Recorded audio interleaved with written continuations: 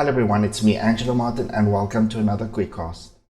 Now in this episode we'll be looking at the new features within Safari version 17, which is the Safari version that comes with macOS Sonoma.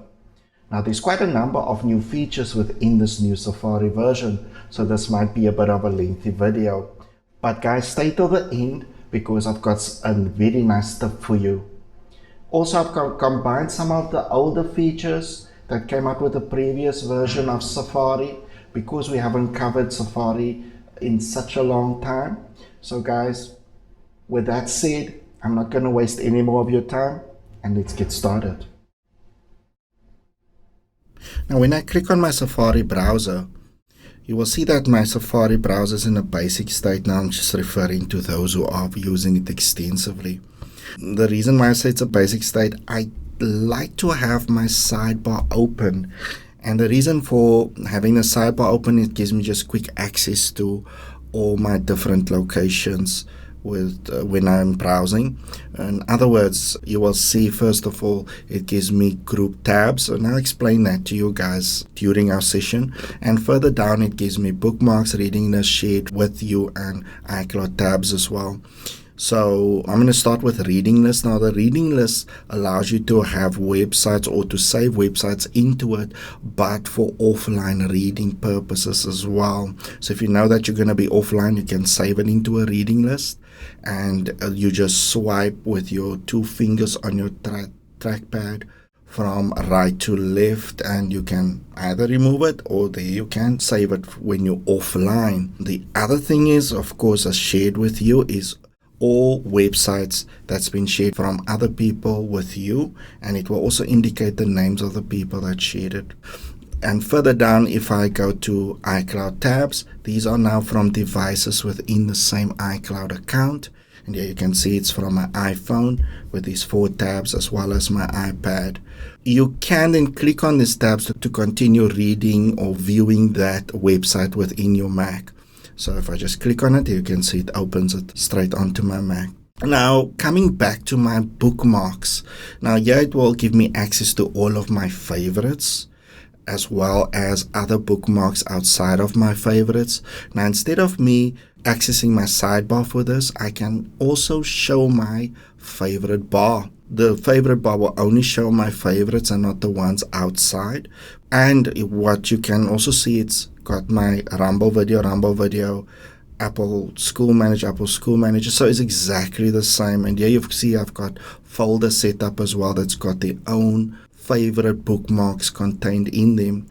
You would notice that it gives me the icons, but on the favorite bar it doesn't give me any icons. But now with Safari on macOS Sonoma, I can just do a secondary click on my bookmark bar, and here I can show icons, which will then indicate that same icons that's here. Then here you can see they are my folders, and if I click to expand the folder, it even shows the icons there as well. Now for those who don't know how to create folders, again I do a secondary click, I can make a new folder. You will see it creates an untitled folder, and I'll just call this personal. And now if I'm on a website, the easiest thing to do is just to click and I drag that icon into that folder, and I'll just call it DigiCape now. And then if I click on that folder, there you can see there is that website placed under that folder. So you don't need to keep everything loose in there. I've got this already saved into my DigiCape folder. So I'll just do a secondary click on the folder and click on the delete button.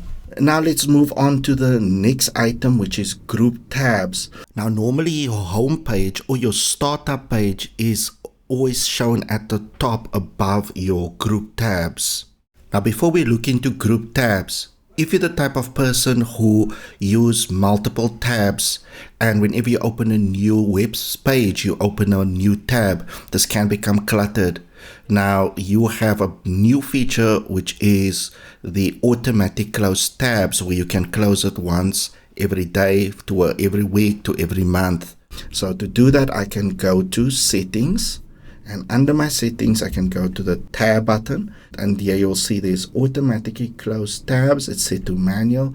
I can then choose to make it after 1 day, after 1 week, or even after 1 month. So depending on the setting that you choose, it will automatically close all tabs that you have not viewed within the day, the week, or the month. And I'm just going to close all of these tabs. I'm going to select this one, go to File, and just say Close Other Tabs by holding down my Option key on my keyboard. Close Other Tabs, and there it will only have that tab open, which is also another way to close multiple tabs. If you do want to have multiple tabs, you can use group tabs, and this is a way more convenient way of doing it, guys. So here I've got personal group, work group, fun, and so on.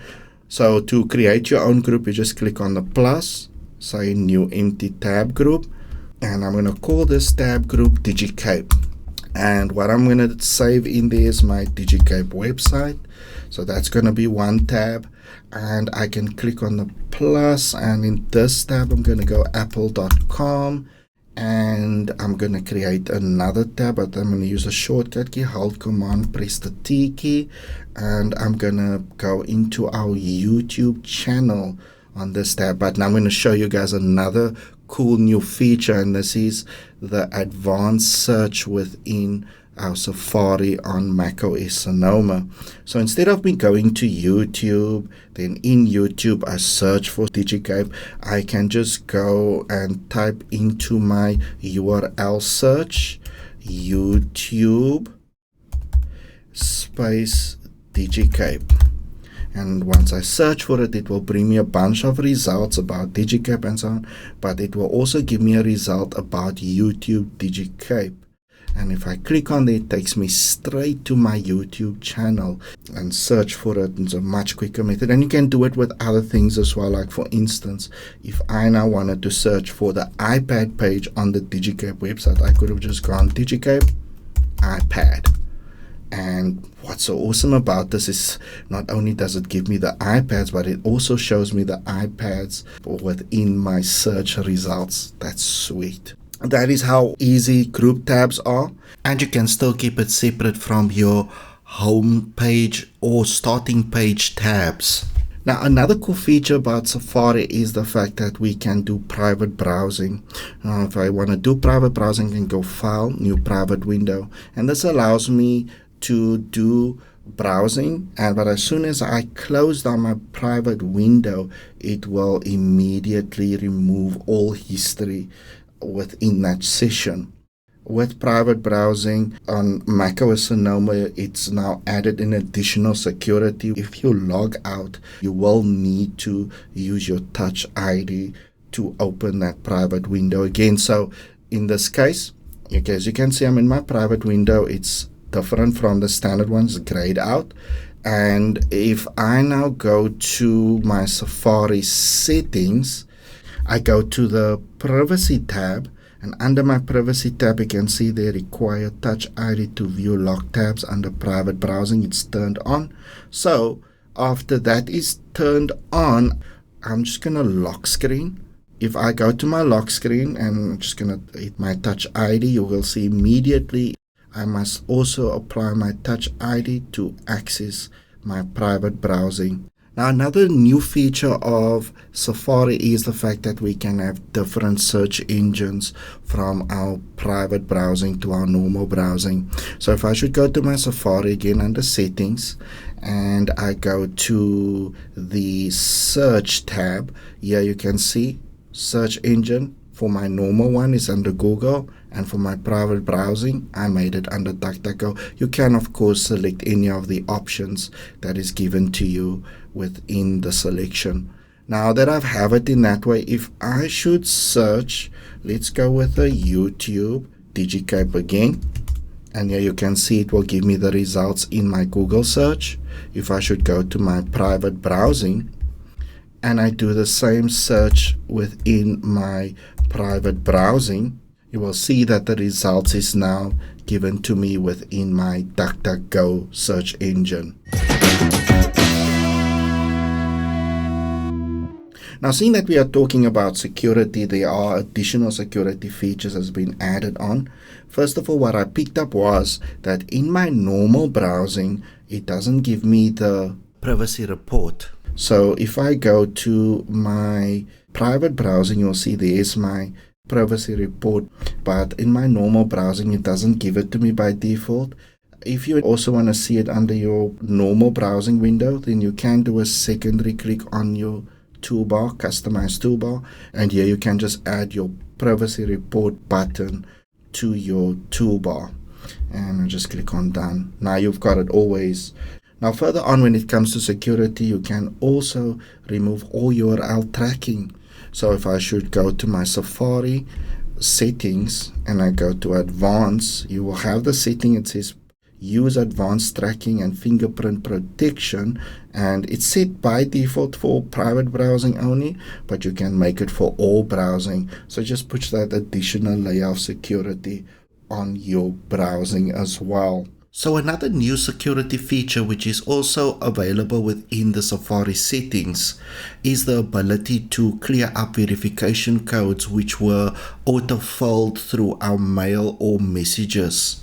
So if I should go to passwords, and in our passwords, under password options, you can turn on the cleanup automatically, and it will automatically delete verification codes in messages and mail after inserting with autofill. So when you turn that on, you won't have all of these verification codes in your messages clogging up anymore.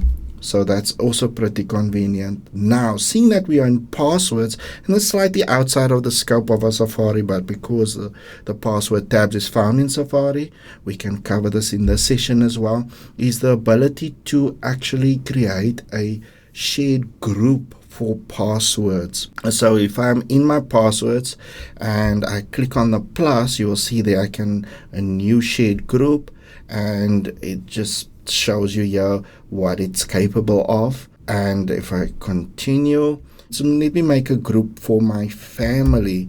So I'm just going to call it family, and here I can add people. So keep in mind that the recipient must be on iPad OS 17 or macOS Sonoma. So I'm just going to choose this person over here and choose the number and add. And when I'm finished, I just click on create. Here it shows me all the devices the shared password will be compatible with. Click on the continue button, and I can now move passwords. These are now all my personal passwords. So I'm not going to choose anything at the moment. So I'm just going to say not now, and I can notify this person. So I'm not just going to say not now for now. And I can add in my different passwords that I want to include into this group. I'm just going to click done just to show you guys. So yeah, I've got two password groups, my password with all my passwords, nothing in here. So if I go into my password group, I can now search for any password and click on the plus, and I can move password to group, and it takes me into the group, and I'll just choose this one here and move and click on continue. And now I've got that password added to the group. All other members of the group can also add in their own passwords to the group. Now just click on the done button. Now that we looked at all the security improvements made on Safari, let's look at the two major new features added to Safari, which is profiles as well as creating a web doc app. Starting with profiles. Now, profiles makes it possible to have multiple web browser versions, but yet in the same web browser app. So to start off, I'll go into my profiles tab within my Safari settings, and I'll start using profiles, and I'll call this profile DigiCape, and I'll choose this glyph over here, and I choose the blue color. So I'll just create profile. Now that I've created my profile, you would notice that first of all, it's got the same glove, same color in the background, so you can't get confused between the two. But now this time, I can choose which profile that I want to use.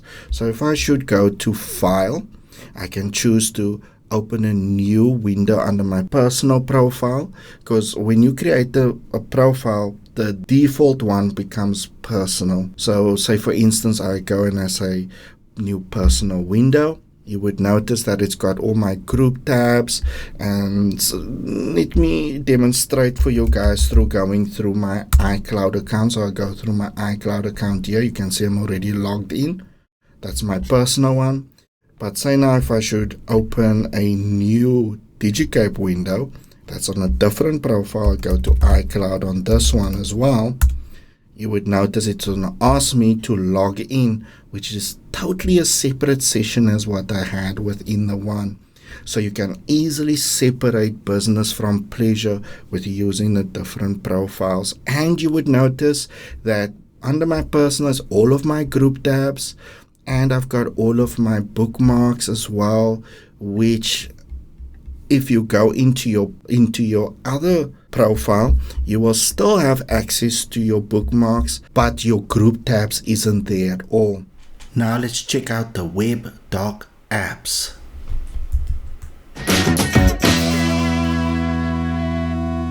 Now another awesome feature of Safari on Sonoma is where you can actually make a web app. If I'm now on a page, like say for instance I'm on my iCloud page, I can now go into File and say Add to Dock. Now it will give me the name, and I can change this to Personal iCloud.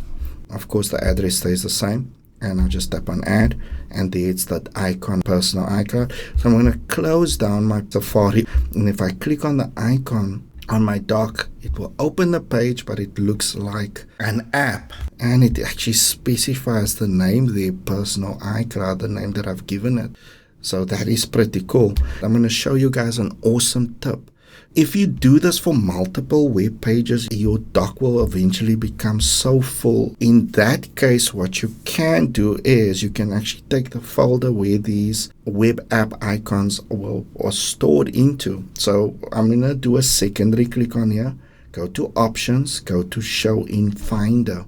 Now it takes me to where it is stored. So it's stored in the Applications folder, actually in my Users folder. So I'm going to take that folder, drag it and make it a stack on my dock. Remember, always to the right hand side of the line on your dock. Sometimes it comes up as I like to show it as a folder. Normally it shows as a stack. I like to make it a folder. And what I'll do is here I'll just remove this one. So I'll go to Options and I'll remove this from dock. So now it is there under the Applications folder. So that makes it pretty convenient. So if I should go into my Safari browser again, and let's go to the YouTube DigiCape page. And I then save this as a web app. I just say Add to Dock. Now I'm just going to make it YouTube-DigiCape. Now I've added that one, so now I can just remove it from my dock, can close down my Safari, and I can then find it in my applications. There you can see there it is. So you can have all of your web apps in one central folder for quick, easy access and convenient because it's all located on your dock. So guys, that's the end of this episode. I know it's a little bit of a lengthy one, but as you noticed that there's a lot more new features added to the Safari browser in this macOS version. So guys, catch you on the next episode with me, Angelo Martin. Stay safe out there. Farewell and good fortune.